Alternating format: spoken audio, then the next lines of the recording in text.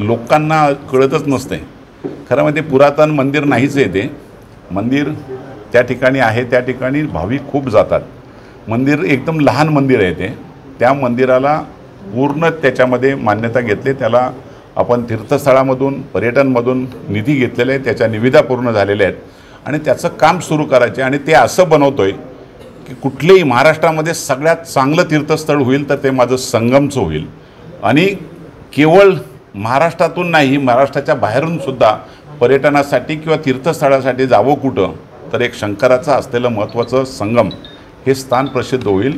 जवळजवळ त्याचा आराखडा तुमच्या कदाचित लक्षात असेल, मुख्यमंत्री तत्कालीन मुख्यमंत्री एकनाथ शिंदे साहेब ज्या साधू संतांचा मेळावा भरला होता मलंगड भागामध्ये, त्या ठिकाणी आले होते। त्यांना त्या भाषणात सुद्धा त्यांनी बोललं होतं की संगमला सुद्धा निधी वितरित केला जाईल। माझी 75 कोटीची मागणी होती, त्यापैकी जवळजवळ 35 कोटी रुपये माझ्याकडे आले, त्याच्या निविदा झाल्यात आणि केवळ मंदिर बांधत नाही, त्या ठिकाणी जाणारे जे आपले विधी करण्यासाठी लोक जातात त्यांच्यासाठी स्वतंत्र व्यवस्था करतोय। कारण काय आता विधी केला जातो आणि मंदिरात लोक जाऊन बसतात, त्याचं पावित्र्य राखलं जात नाही।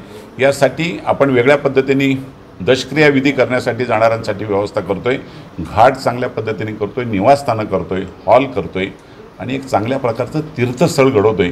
ते खरं म्हणजे एक खूप मोठं वैभव तयार होईल, त्याला कोणाच्याही नजर लागावू नये यासाठी मी काही जास्त बोलत नाही।